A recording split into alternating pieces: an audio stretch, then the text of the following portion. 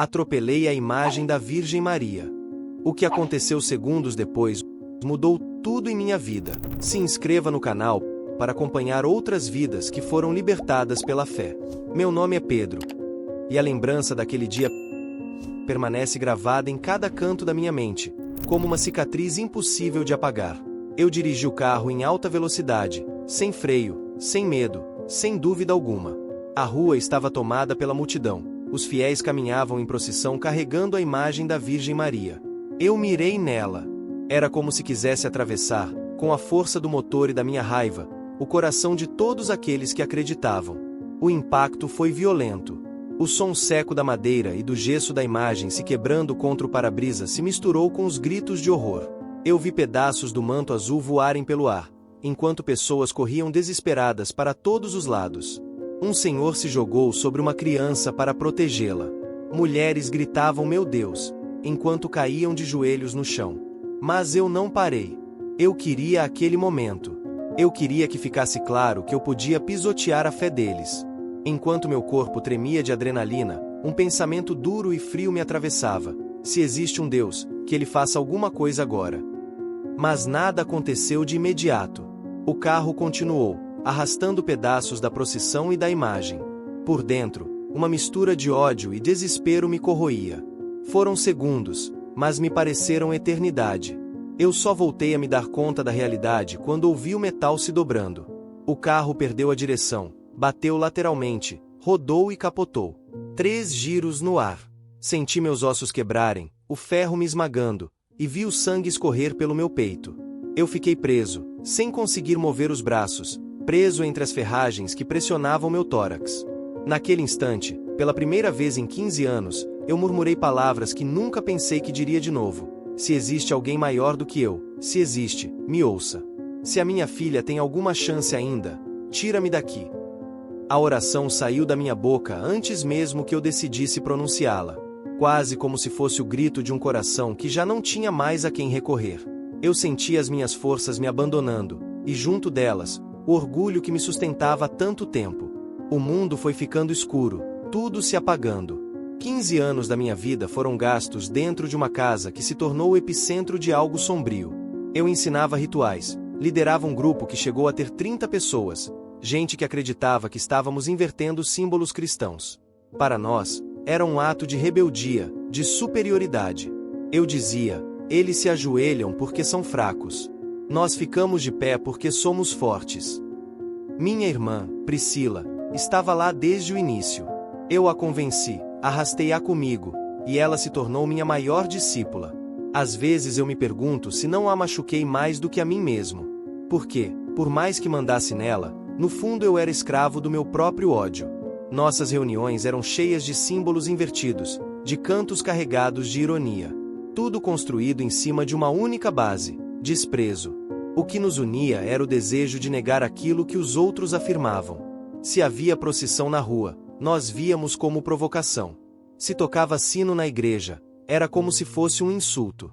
Ali dentro, eu criei um refúgio para o veneno que crescia em mim.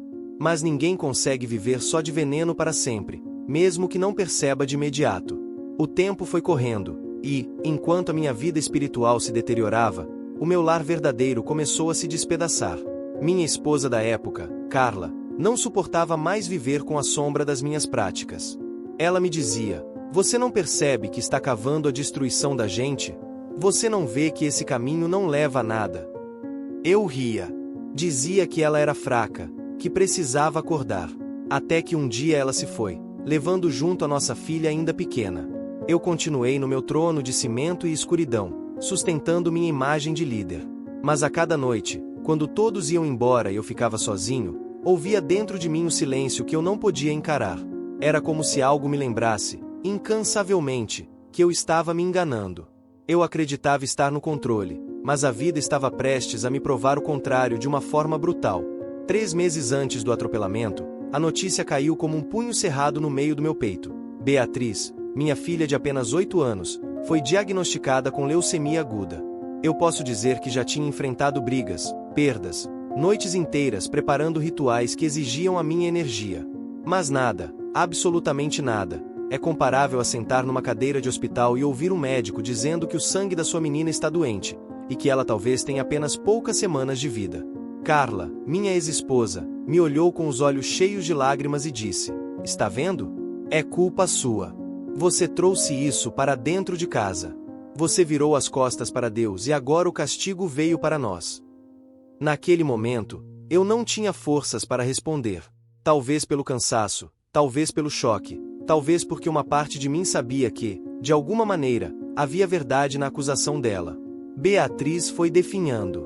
Uma criança que sempre correu, que sempre riu alto, que adorava pular na cama e me abraçar forte, agora estava apagada em cima de uma maca branca, coberta de tubos e aparelhos. Cada visita era um soco na alma. Eu, que sempre me orgulhei de liderar outros, não conseguia comandar a batalha mais importante da minha vida: salvar minha filha. No dia do acidente, eu saí do hospital sem rumo. Tinha visto Beatriz inconsciente, pele marcada por agulhas, respiração dependente de máquinas. Eu fiquei horas olhando para ela, sem respostas, sem nada. Quando saí, a raiva tomou conta de mim. Eu gritava dentro do carro: se existe um Deus, ele é cruel. Se é tão poderoso, por que não salva minha filha? Que sentido há nisso? Por que eu ainda respiro e ela morre? A resposta não veio em palavras. Veio em algo que eu fiz sozinho, tomado pelo ódio. Liguei o carro e decidi cometer o maior ato de afronta que eu poderia imaginar: atacar uma procissão, destruir o símbolo que milhares consideram sagrado. Era minha forma de desafiar diretamente aquele em quem eu dizia não acreditar, mas a quem, no fundo, eu lançava minha guerra pessoal. E assim começou a cena que contei no início. O carro em alta velocidade. A imagem destruída. O acidente. O pedido desesperado. Meu orgulho havia chegado ao limite, e eu estava prestes a descobrir que só quando tudo se quebra é que somos capazes de ver o que ainda pode ser reconstruído. Eu acordei no hospital. A primeira coisa que lembro foi a dor atravessando meu peito, um ardor que queimava tanto que parecia arrancar de mim cada fôlego. Me contaram depois que o volante tinha perfurado meu corpo, chegando a milímetros do meu coração. Os bombeiros disseram que era impossível eu estar vivo. Sabe o que é ouvir uma frase dessas? Que era impossível você estar ali, respirando? O impossível tinha acontecido comigo. Enquanto os médicos lutavam para me reconstituir, algo ainda mais incrível ocorreu em outro quarto daquele mesmo hospital. Beatriz, que estava em coma havia 2 semanas, abriu os olhos pela primeira vez. Os enfermeiros registraram que ela segurou a mão da mãe e conseguiu pronunciar uma única frase: "Estou com sede." Para Carla, aquilo foi mais que um milagre. Foi a resposta que ela sempre esperou. Eu só soube dessa notícia depois da minha cirurgia. Ainda atordoado, ninguém queria me contar de imediato, mas minha irmã Priscila entrou escondida no quarto. Ela, que tantas vezes foi cúmplice dos meus rituais, se aproximou com as mãos trêmulas e sussurrou: "Pedro, a Beatriz acordou, enquanto você estava sendo operado. Você não entende. Deus estava ouvindo." Eu fechei os olhos e não consegui dizer nada. Uma parte de mim queria rejeitar aquilo, acusar de coincidência, explicar com lógica. Mas outra parte, a que tinha feito a oração presa nas ferragens, sabia que coincidência não explicava nada. Naquela noite, ainda entorpecido pela anestesia, tive um sonho que até hoje não consigo descrever como apenas sonho. Eu vi um quarto iluminado por uma luz suave. Dentro dele, minha filha estava deitada, mas não parecia fraca como no hospital. Estava sorrindo, com os olhos vivos, segurando a mão de uma mulher vestida de azul. Não havia dúvida em mim, era Maria. Ela olhou para mim sem falar muito. Apenas disse com simplicidade: "Ela vai ficar bem. E você sabe o que precisa fazer." Acordei com lágrimas descendo pelo rosto. Eu não chorava havia muitos anos, mas naquele instante, parecia que todo o peso que carreguei caiu de uma vez só. A partir desse dia, comecei a perceber sinais. Não eram vozes do além, nem relâmpagos rasgando o céu. Eram pequenas coisas. O cheiro de flores, mesmo dentro de um quarto de hospital. O silêncio inesperado em momentos de confusão. O olhar de pessoas que vinham rezar por mim, sem me conhecer. Eu, que passei anos desprezando qualquer manifestação religiosa, agora sentia algo dentro desses gestos simples. E nesse processo, me dei conta de algo que nunca havia percebido antes: eu não estava sozinho. Mesmo ferido, mesmo odiado, mesmo depois do que fiz, ainda havia um cuidado me envolvendo, um calor que não era humano, algo que vinha de muito além de mim. 3 dias depois do acidente, quando consegui sentar sem sentir tanta dor, pedi para receber uma visita. Queria falar com alguém que representasse aquilo tudo que eu tinha rejeitado por tanto tempo. Pedi para trazerem o padre da igreja, a mesma igreja que tinha visto a procissão ser esmagada pelo meu carro. Quando o padre Miguel entrou, eu não sabia o que esperar. Achava que ele me acusaria, que viria com repreensões. Mas me olhou com uma serenidade que desmontou toda a armadura que ainda restava em mim. Pedro, ele disse com voz calma, estamos rezando por você desde o acidente. Eu não aguentei. Confessei tudo. Falei dos rituais, da liderança que mantive, do ódio, do desprezo, da tentativa deliberada de destruir a imagem. Ele ouviu em silêncio, sem revolta, sem levantar a mão contra mim. Apenas ouviu. E no fim, com uma firmeza que me marcou, respondeu: o perdão está disponível. Não porque você merece, mas porque Deus nunca desistiu de você. Eu ainda não sabia como lidar com todas aquelas palavras. Era um recomeço, mas também um peso enorme. Tinha que encarar meus antigos seguidores, minha irmã, minha filha, toda a cidade. Mas algo dentro de mim já não era mais o mesmo. E talvez esse seja o ponto que eu mais quero dividir. Porque muitos acham que a fé chega sempre de forma suave, como uma brisa. Para mim, ela chegou no meio de ferro retorcido e sangue quente, no meio de desespero. Mas chegou. Você já teve um momento inesperado que mudou completamente a forma como você olha a vida? Dias após o acidente, ainda hospitalizado, decidi que não poderia mais esconder nada. O mais difícil não era a dor física, nem as costelas quebradas, nem o cansaço que me fazia arfar a cada frase. O que realmente pesava era a necessidade de enfrentar a verdade sobre quem eu havia me tornado. Não era apenas o homem que dirigiu contra a procissão, eu era o homem que anos a fio semeou desprezo, que fez da própria casa um altar invertido, que conduziu pessoas a acreditarem na mentira que eu defendia como verdade. Confessar ao padre havia sido um passo, mas confessar para mim mesmo, esse foi o abismo mais profundo que precisei atravessar. Eu passava madrugadas em claro, olhando para o teto branco do hospital, e frases vinham como marteladas. Você destruiu a fé da sua irmã. Você arrastou jovens que só buscavam sentido. Você zombou do que outros veneravam com amor. Não era fácil lidar com isso. Ainda assim, havia em mim uma pequena chama, nascida naquele leito, na lembrança da mulher de azul que segurava a mão da minha filha. Uma chama de esperança, frágil, mas que começou a iluminar o que eu nunca quis enxergar. A cada visita que recebia, sentia os olhares. Alguns eram de julgamento, de quem ainda estava ferido pelo que causei. Mas outros, surpreendentemente, eram de compaixão. Pessoas da própria comunidade que eu tinha afrontado vieram me ver. Não todos, claro, mas alguns. Uma senhora entrou no quarto devagar, apoiada em uma bengala, e disse: eu estava lá no dia, eu vi a imagem cair no chão, vi os pedaços estilhaçados. E também vi você quase morrer. Sabe, filho, a gente rezou por você mesmo assim. Porque a fé é isso, não é desejar vingança, é desejar que o outro encontre o caminho.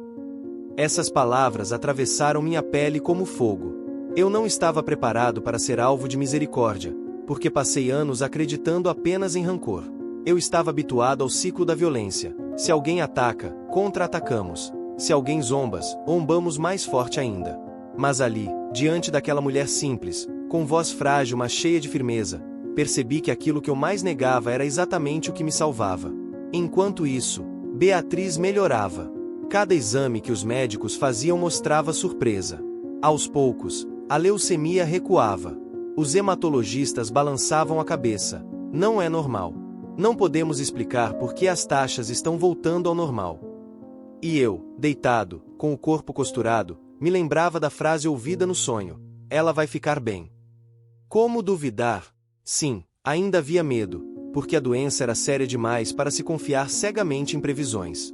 Mas ao mesmo tempo, aquela sensação dentro de mim crescia. Um alívio silencioso, como se algo me dissesse: você pediu, e está sendo ouvido. Foi nesse tempo que comecei a refletir sobre os anos anteriores. Lembrava dos rituais, dos símbolos invertidos desenhados nas paredes. Lembrava dos jovens de olhos brilhando de empolgação, acreditando que eu era alguém sábio, que eu tinha desvendar de mistérios que ninguém mais tinha. Hoje percebo, eram apenas feridas minhas sendo repassadas. Eu ofereci a eles veneno no lugar de esperança. Me feri e feri outros. A lembrança que mais me doía era a de Priscila. Minha irmã, tão dedicada, tão leal, acreditava em mim mais do que em qualquer coisa. Quantas vezes ela defendeu minhas palavras para críticos?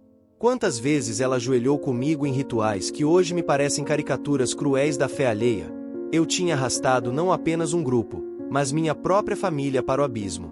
No entanto, depois do acidente, foi ela mesma quem se aproximou da cama e, chorando, disse: "Eu acho que a gente errou, Pedro.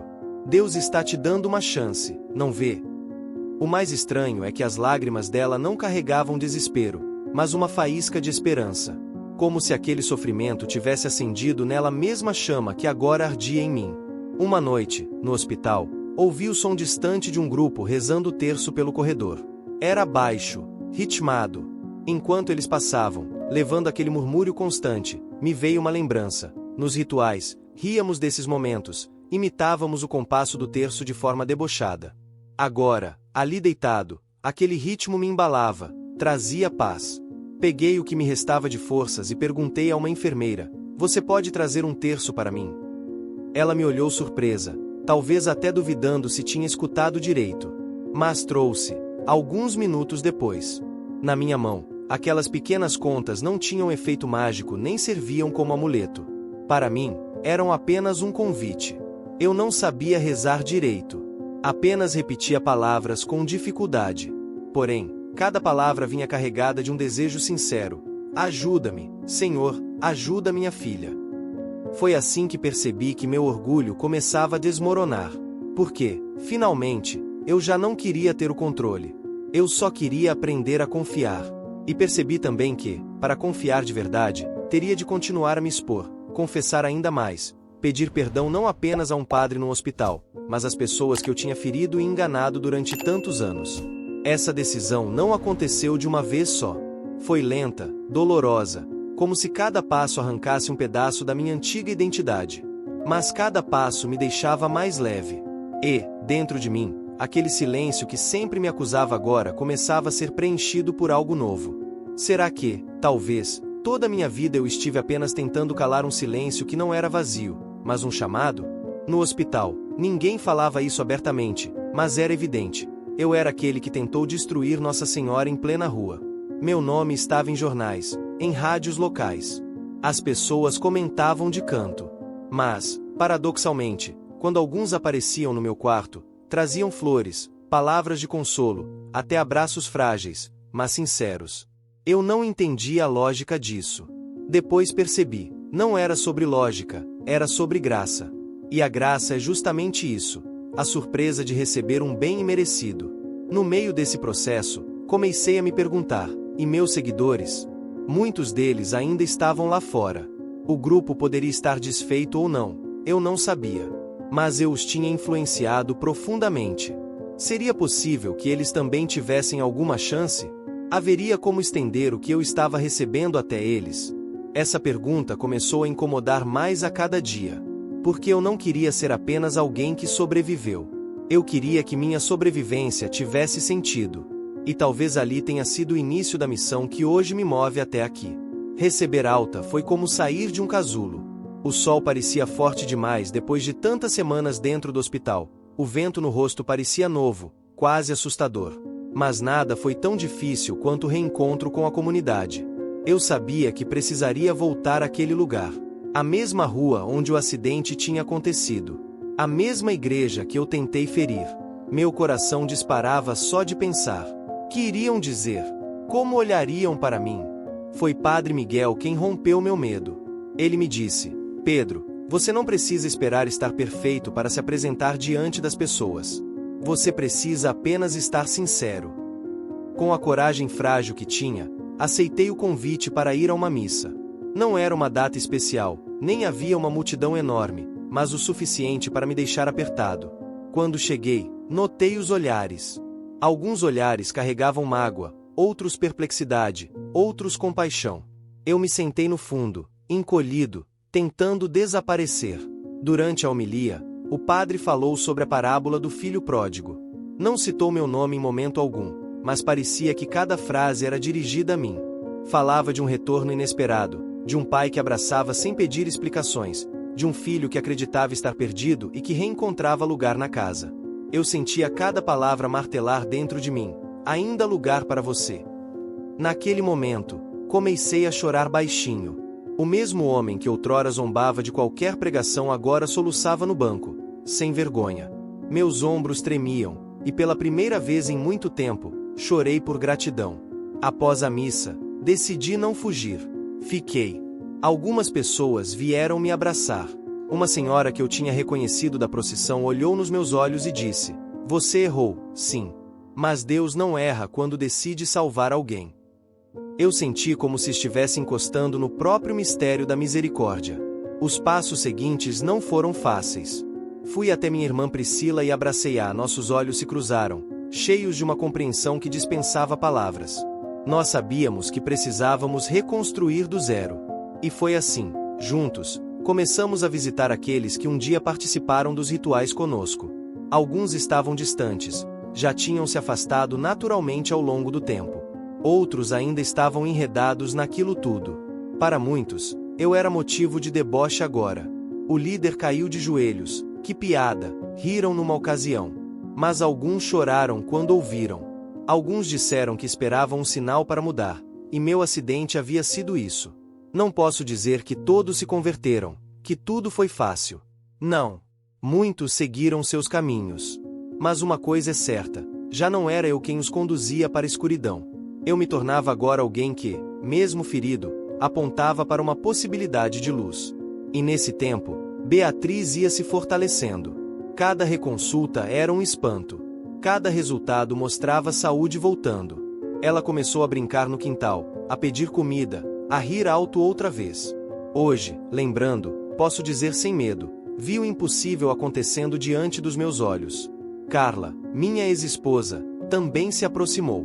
No começo, com cautela, com a desconfiança que ela tinha todo o direito de ter. Mas quando viu nossa filha recuperada, e quando viu em mim não o Pedro arrogante de anos atrás, mas um homem quebrado pedindo perdão, ela também permitiu construir uma relação de respeito. Não voltamos a ser casal, mas hoje caminhamos como amigos, unidos pelo cuidado da mesma filha. Isso, para mim, já é um milagre. Aos poucos, percebi que a comunidade me aceitava não por esquecimento, mas por perdão. Eles não fingiram que nada aconteceu. Pelo contrário, todos se lembravam bem. Mas não carregavam comigo a condenação, e sim me ofereciam um caminho novo. Foi nessa fase que descobri: não basta sobreviver a um desastre. É preciso escolher o que fazer com a vida nova que nos foi dada. Eu podia desperdiçar aquela segunda chance, ou podia usá-la para testemunhar que a saída até para quem acreditava estar sem retorno. E essa escolha me trouxe paz. Hoje, olhando para trás, penso: como alguém pode chegar tão fundo na escuridão e ainda assim encontrar um caminho para voltar? A resposta não está em mim. Está naquele que, mesmo quando eu negava, nunca deixou de me estender a mão. Será que, talvez, o mesmo esteja acontecendo com você, em áreas da sua vida que parecem irrecuperáveis? Aos poucos, fui reaprendendo a viver. Voltava todos os dias ao hospital para acompanhar cada passo da recuperação de Beatriz.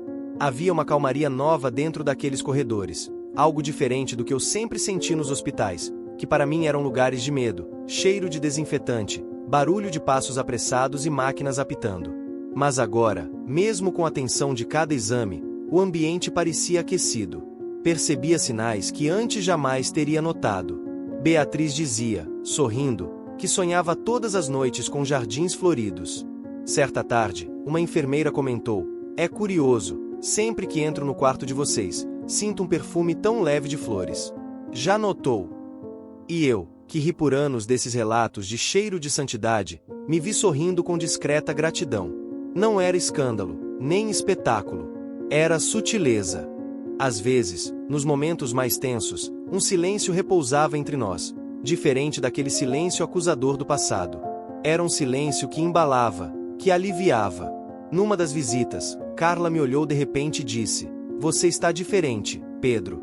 Eu nunca pensei que poderia te ver assim, humilde." Palavras simples, mas carregadas de impacto. Percebi que a transformação de verdade começa dentro, de maneira quase imperceptível, mas quem está por perto sente. Priscila também notou. Começou a passar mais tempo comigo, conversando sem máscaras, sem a armadura da busca por poder espiritual. Choramos juntos algumas vezes, rimos de novo, lembramos da infância antes de tudo se perder. Sentíamos que estávamos reaprendendo a ser família. Sinais pequenos, porém marcantes, apareciam no dia a dia. Lembro de uma tarde chuvosa, quando Beatriz pediu para rezarmos juntos. Pode ser uma Ave Maria, papai. O fato de ela pedir isso para mim era, por si só, um choque. Eu não sabia rezar direito, minhas palavras saíam embaraçadas, mas ela segurou minha mão com força e guiou. A cada sílaba, parecia que as paredes do quarto respiravam alívio comigo. Senti, naquele instante, um alívio imediato. Não estou sozinho. Ao sair do hospital naquele dia, olhando para o céu entre as nuvens, tive uma sensação de que uma porta havia se aberto. Não há como explicar em palavras simples. Não era extase, nem arrebatamento. Era como se uma base, que antes me faltava, estivesse começando a se firmar debaixo dos meus pés. O melhor de tudo era acompanhar as mudanças em Beatriz. Ela recuperava as cores no rosto, voltava a pedir sorvete, queria visitar a escola, sentia saudade dos amigos. Os médicos continuavam cautelosos, mas não conseguiam esconder o espanto diante dos resultados. Diziam, nunca vimos uma reviravolta assim, em tão pouco tempo, num quadro desse tipo. Eu, agora, só conseguia agradecer. As preces, que antes considerava inúteis, passaram a fazer parte do meu cotidiano. Não era um gesto automático, mas um sopro necessário à minha sobrevivência. Rezava à tarde da noite, sozinho, pedindo forças para não recair no orgulho antigo, pedindo sabedoria para saber como recomeçar. Comecei a frequentar a igreja nos horários menos movimentados, chegando de mansinho, sentando nos últimos bancos. Deixava as lágrimas caírem em silêncio, sem que ninguém visse. Uma sensação suave, de acolhimento, envolvia tudo. Muitas vezes, uma música tocava, alguém acendia uma vela, e aquela luz tremeluzente parecia iluminar também minhas sombras. Ali, aprendi a força de um gesto silencioso. Uma vez, saindo da igreja, uma criança me entregou um desenho. Era um coração colorido, no centro uma figura de manto azul. Olhei para ela, sem saber se era pura coincidência ou se, de fato, havia um recado ali. Com um sorriso tímido, ela disse, "Para você, porque minha mãe falou que você precisa de amor." Guardei aquele papel dobrado por dias, como quem agarra um salva-vidas em alto mar. Essas experiências pequenas, do dia a dia, são as que mais me marcaram depois de tudo. Não grandes vozes, não milagres escancarados, mas detalhes singelos. O cheiro de flores, o calor de uma mão, um canto distante à noite. As pessoas talvez esperem que a fé venha como um relâmpago. No meu caso, ela veio como a soma dessas pequenas luzes, acesas aos poucos, até que eu pudesse enxergar alguma claridade no escuro. E, olhando tudo isso, às vezes me pego pensando, quantos sinais já passaram despercebidos na vida de quem não está atento? Será que você já reparou em detalhes que só fazem sentido depois que o tempo passa? O maior milagre não foi a cura física, nem meu acidente sem explicação racional. O verdadeiro milagre foi a mudança de dentro para fora. Aos poucos, percebi que não precisava mais machucar os outros para provar alguma coisa, nem humilhar a fé alheia para esconder meus próprios buracos. Meus antigos seguidores vieram conversar, uns com desconfiança, outros com desejo de entender. Contava minha história sem omitir nada, falava do erro, da vergonha, do susto, dos sonhos, dos sinais. Alguns se emocionavam, outros ainda não conseguiam acreditar.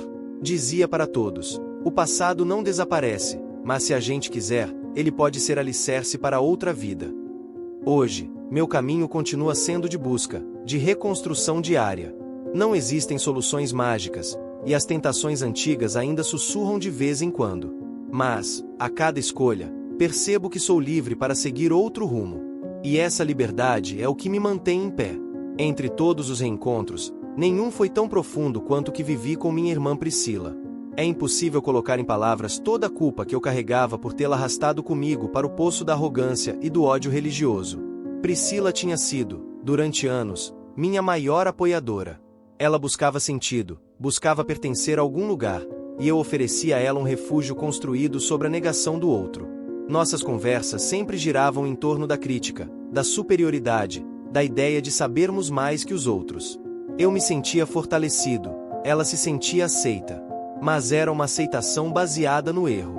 Quando tudo desmoronou, esperei que ela me recusasse, que me culpasse, que se afastasse para sempre. Mas, para meu espanto, Priscila voltou silenciosamente. As primeiras conversas foram difíceis. Ela chorava muito, falava com voz trêmula. Por que a gente foi tão longe, Pedro? Será que um dia a gente vai conseguir reparar? Eu tentava encontrar palavras, mas às vezes só conseguia chorar junto. Numa dessas conversas, estávamos no quintal da casa de nossos pais, sentados no chão, olhando para as mãos cheias de terra, mexendo nas plantas como fazíamos crianças. Ela disse: "Sabe, acho que a pior parte não foi o erro em si. Foi deixar de acreditar que existia perdão para nós. Eu quase não suportei imaginar que não haveria retorno, que Deus tinha desistido da gente." Fiquei em silêncio, buscando o que dizer. Então me lembrei de algo simples. Talvez o erro maior seja pensar que a graça é só para quem nunca errou. Se fosse assim, ninguém precisava dela. Isso soou estranho para mim mesmo. Eu, que tanto neguei a existência desse amor incondicional, agora era quem o repetia. Mas aquelas palavras fizeram sentido para Priscila. Ela sorriu, mesmo com os olhos marejados, e apertou minha mão. Foi Priscila quem mais me ajudou a reconstruir o contato com antigos membros do grupo.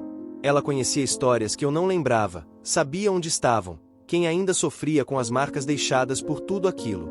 Alguns chegaram de cabeça baixa, assustados, temendo reprovação.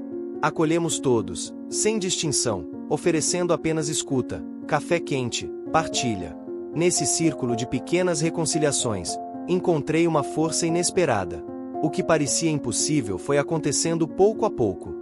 Pessoas que se odiavam passaram a se olhar nos olhos, abraçar, pedir desculpas. Eu nunca tinha visto esse tipo de simplicidade antes, nem mesmo nos rituais mais elaborados que eu liderava. Ali, percebi, é preciso menos de 1 minuto para construir a barreira do orgulho, mas é preciso uma vida toda para construir de novo a confiança. No meio dessas reconstruções, Priscila tomou a decisão de também pedir perdão à comunidade. Eu estive ao lado dela quando, num pequeno encontro, ela se levantou e disse: "Eu fui cúmplice. Fui instrumento de dor. Mas hoje peço que olhem para mim e vejam alguém que só quer recomeçar." As respostas foram suaves, alguns a abraçaram, outros apenas sorriram de longe, mas ninguém virou as costas. Talvez a mais forte dessas respostas tenha vindo de um jovem, que, anos atrás, foi dos primeiros a entrar no nosso grupo. Ele disse: "Ver vocês dois aqui hoje me faz crer que ninguém está fora do alcance do recomeço." Saímos daquele encontro caminhando juntos, Priscila e eu em silêncio, sentindo o peso diminuir dos ombros. Olhamos para o céu, e uma brisa suave nos envolveu. Eu disse: "De hoje em diante, quero usar minha voz para que pessoas saibam que sempre existe uma saída, mesmo quando parece não haver." É estranho pensar que, durante anos, acreditei ser superior derrubando as certezas dos outros. Mas hoje, entendo que só há verdadeira grandeza em quem aprende a ser menor. Se você já se sentiu pequeno diante de um erro gigante, talvez entenda um pouco do que vivo hoje. Quando penso no ápice da minha crise, não foi o momento exato do acidente, nem a primeira vez em que ouvi o diagnóstico da Beatriz. O clímax se deu numa noite, em casa, semanas depois de tudo. O hospital já havia ficado para trás, minha filha recuperava as forças, a cidade voltava à rotina. Mas dentro de mim, a batalha era silenciosa, entranhada, impossível de compartilhar por completo. Sentei-me no escuro da sala, cercado por lembranças dos anos de arrogância, dos rituais, dos risos de deboche, das zangas eternas com Deus e as pessoas de fé. O barulho do relógio parecia ecoar mais alto que meus próprios pensamentos. Tentei rezar, mas as palavras travavam na garganta. Senti um buraco dentro do peito, uma ausência, uma perda. Não era mais a arrogância que me moldava, nem a busca por controle. A cada tentativa de oração, o velho Pedro ressurgia, cínico e envergonhado. Levantei e vaguei pela casa silenciosa. Passei os olhos nos rostos das fotos, cada uma testemunha do tempo perdido. Senti a falta de minha esposa no sofá, das risadas de Beatriz pela casa. O que sobrou de verdade? As paredes pareciam ter presenciado cada palavra dura, cada noite insone, cada discussão acalorada com os que pensavam diferente de mim. Mesmo rodeado de conquistas materiais, aquele era o momento em que nada mais importava. A ferida da filha quase perdida, a vergonha diante de quem me perdoou, o medo de não ser digno de nada disso. Era como se eu estivesse no diante do destino, experimentando o peso inteiro de anos distorcendo a própria alma para manter uma aparência de força. Foi ali, no meio da noite, que a resposta veio, não em forma de frase ou grito, mas naquele tipo de silêncio que só quem se entrega ao fim consegue ouvir. Um silêncio que não acusava, um silêncio acolhedor, um espaço onde pude, pela primeira vez, ser frágil. Chorei tudo o que havia guardado. Chorei por mim, por Priscila, pela minha menina, por todos daqueles a quem machuquei. O orgulho se partiu de vez. O vazio, que achei ser o fim, tornou-se espaço novo. Era quase possível sentir uma presença ali, um calor discreto, um entendimento que não pedia justificativas, apenas entrega. Quando o dia clareou, uma calma profunda me envolvia. Não era como se todos os problemas estivessem resolvidos, mas uma leveza inesperada pairava no ar, como se eu estivesse em águas menos turbulentas. No café da manhã, Beatriz me abraçou sem motivo, como se adivinhasse que eu precisava daquele gesto. Carla chegou mais tarde, nos levou para tomar sorvete, risadas simples, espontâneas. Pela primeira vez em muito tempo, não havia peso diante delas. Tudo parecia novo, não porque o passado tivesse desaparecido, mas porque, finalmente, estava sendo acolhido. Durante o dia recebi mensagens de Priscila, de antigos conhecidos, de pessoas da igreja. Nada grandioso, apenas um bom dia, um estamos aqui. Descobri a beleza dessas pequenas pontes, delicadas, mas mais sólidas do que toda a arrogância que um dia achei possuir. Comecei a perceber que eu, antes tão centrado em mim mesmo, podia agora ouvir os outros de verdade. Historias de dor, de descaminho, de fé recente. Passei a desejar ser canal daquele cuidado que me envolveu no escuro da noite. Foi nesse tempo de descobertas e pequenas pacificações que nasceu, no íntimo, o desejo de servir.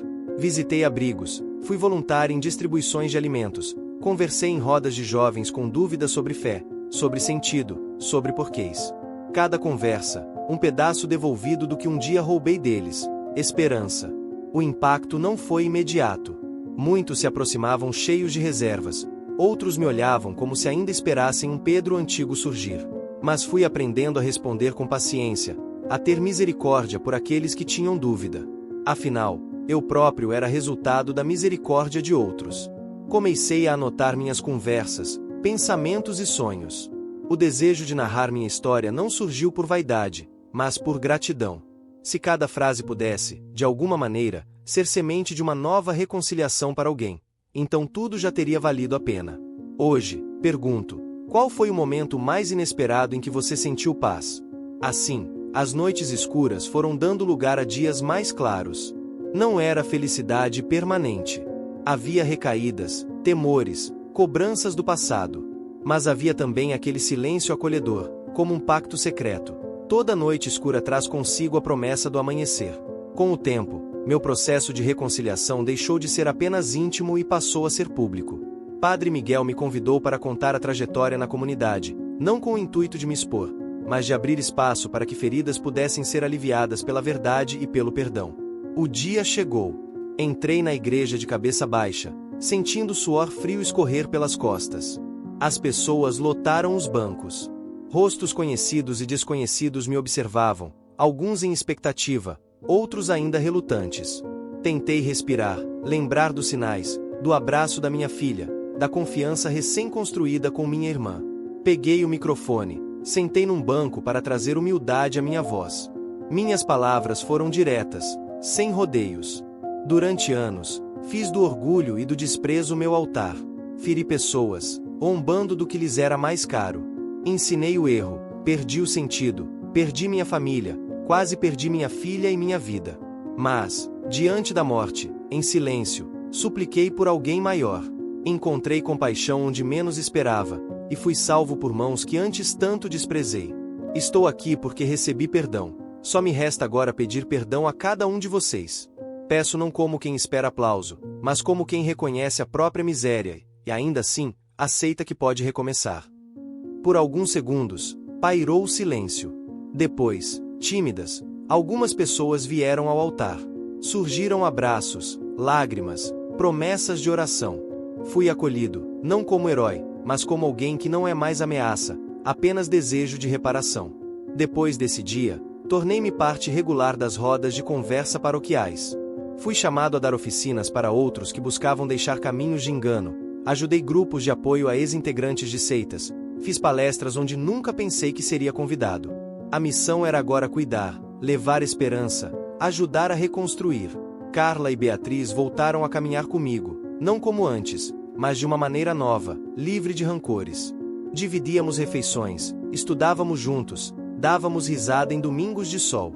Priscila virou minha maior parceira, ajudando jovens a recomeçarem, visitando famílias marcadas por situações semelhantes à nossa.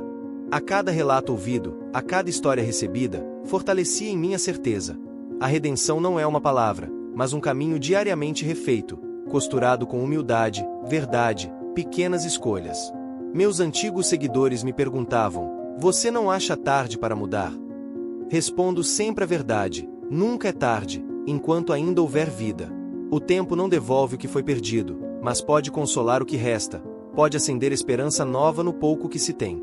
Nessa nova fase, vejo o quanto a vida é mistério. Tempos atrás, eu me considerava acima do bem e do mal. Espalhava dor como se fosse troféu, achava graça do sofrimento ao redor. Hoje, me vejo pequeno diante de um amor incondicional, que me cercou antes mesmo de eu pedir. A narração pública da minha trajetória não me fez melhor do que ninguém. Pelo contrário, tornou explícito ao mundo que sou como qualquer outro, passível de errar, digno de nova chance. Ao final de cada palestra, abraços que vêm, ouço histórias, ajudo como posso. Sei que algumas feridas permanecerão. A reparação, para muitos, será lenta, talvez nunca completa. Mas resgato todo dia o sentido de permanecer disponível, vulnerável, presente. Às vezes, acordo de madrugada e caminho pela casa silenciosa, lembrando do velho orgulho, dos erros, do esmagamento da santa, do berro de Carla, dos choros da minha filha. Tudo isso está em mim. Mas não como acusação, e sim como lembrete. Quem um dia se perdeu e foi encontrado deve estender a mão a outros. Talvez, no fim, todos estejamos buscando o mesmo abraço, não é? Hoje, quase 2 anos depois da noite em que tudo mudou, sinto que vivi 10 vidas diferentes dentro da mesma existência. Não digo isso como quem quer impressionar. Digo como quem, de fato, enfrentou o próprio abismo e reencontrou um chão possível, mesmo entre tantas ruínas. Minha rotina agora é simples, quase silenciosa. Acordo cedo, preparo o café, ouço as risadas de Beatriz pela casa. Ela corre, brinca, faz 1000 perguntas, como se a infância tivesse recebido uma segunda chance. Carla chega às vezes cedo demais, traz pão fresco, compartilha notícias, conversa sobre o colégio, sobre as pequenas alegrias e dificuldades. A nossa relação, antes romântica, agora é de respeito e parceria. Não existe mágoa que justifique a ausência, só cuidado a ser partilhado. Com Priscila, compartilho longos silêncios, caminhadas pelo bairro, tarefas simples, e sempre aquela vontade de tornar cada gesto reparação. Transformar-se não é apagar o passado. Pelo contrário, é encontrar sentido até mesmo na dor antiga, é usar cicatrizes como bússola para não se perder de novo. O Pedro de antes, arrogante, altivo, líder de escuridão, existe, mas não governa mais meu interior. Hoje, olho para ele com compaixão. Vejo alguém profundamente ferido, que não soube buscar alento e, por medo, tentou dominar e afrontar. Não renego minha história, ela é ponte, é alerta, é fonte do novo. Muitos se espantam ao saber que sinto gratidão pelo acidente. É estranho imaginar que um gesto tão destrutivo pudesse ser virado ao bem. Mas descobri que, quando tudo é despedaçado, a única opção é permitir o recomeço, e às vezes o recomeço só se faz nos cacos de tudo aquilo que era insustentável. Eu jamais teria cedido pelo convencimento lógico, ou pelo mero argumento. Minha mudança veio pelo choque, pela ruína total, pela experiência de perder absolutamente tudo que parecia indestrutível. Foi nesse chão de ruínas que nasceu uma nova confiança. Todos os dias, renovo a promessa que fiz naquelas ferragens. Se houver chance para Beatriz, eu mudo. Cumpro ainda hoje. Mudei porque fui salvo, não no sentido dramático das novelas, mas nos detalhes, na presença constante da graça, na força inesperada de quem sofreu comigo, no sono tranquilo da minha filha, na humildade redescoberta. O serviço aos outros se tornou meu ar. Dou palestras, compartilho vivências, escrevo textos, ajudo no hospital, visito quem passa por crises espirituais. Jamais achei que teria prazer em escutar os outros, em ser apenas apoio ou ombro, mas este é o maior dom que recebi. Já não quero provar nada, nem derrubar ninguém. Ao contrário, quero levantar quem caiu, acolher quem chora, ser abrigo, mesmo que pequeno, para quem acha que tudo está perdido. Falo, principalmente, com quem viveu situações parecidas, críticas à fé, queda profunda, perda de sentido, abusos espirituais. Muitos chegam cabisbaixos, marcados pela vergonha ou pela dúvida. Sempre repito, ninguém está sozinho. Por maiores que seus erros sejam, por mais fundo que ache estar, ainda há braços esperando para te acolher. Não falo de forma abstrata, conto de verdade o que vivi. Mostro minhas marcas, falo de meus erros sem fantasia. E, no espanto das pessoas, vejo renascer ali a esperança que longamente buscaram. Em casa, restabeleci pequenos rituais de alegria, não aqueles rituais antigos, distorcidos, mas momentos de gratidão. Jantamos à mesa, rezamos brevemente, comentamos o dia, perdoamos as irritações e celebramos as vitórias mínimas. O simples se tornou meu milagre. O abraço, a mão segura, o silêncio partilhado, são as pequenas eternidades que hoje cultivo. Não sou mais o dono do mundo, nem desejo ser. Descobri que a grandeza está justamente na entrega, na pequenez, na disponibilidade para escutar até mesmo o que parece irrelevante. Vejo os homens e mulheres das procissões com outros olhos. Respeito, admiro, aprendo. Faço parte do grupo. Já não caço símbolos para destruir. Agora, estou ali para ajudar a reconstruir aquilo que um dia tentei aniquilar. Priscila se tornou referência entre jovens, conduz pequenos grupos de partilha, acompanha casos difíceis de retorno à fé. Nossos caminhos se cruzam todo fim de semana. Ela me olha, sorrindo, e diz: nunca imaginei que um dia pudesse te admirar por servir. Não sei se mereço, mas aceito. Se há admiração, que seja pela certeza de que o mal não precisa ter a última palavra. Claro, há dias maus também. Há noites em que o velho Pedro sussurra dúvidas, tenta resgatar orgulho, lembra do passado. Nessas horas, seguro no que é real, a força de Beatriz dormindo tranquila, as mensagens de quem se sentiu tocado pela minha história, os olhares de quem um dia perdoou. Peço forças para permanecer. Confio, porque agora conheço o valor de pedir ajuda. A comunidade, antes palco da minha afronta, hoje é lar. Participo das festas, dos mutirões, ajudo no que posso. Às vezes, alguém me pergunta: você sente que pagou sua dívida?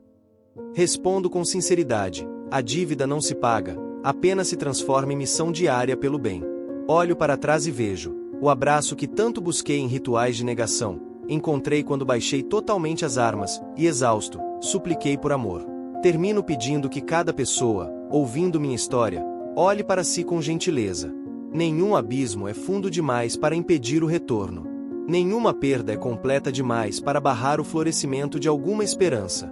Quem é valente para pedir perdão já deu o primeiro passo em direção à paz verdadeira. Se você pudesse descrever a sua busca por algo maior em apenas uma palavra, qual seria?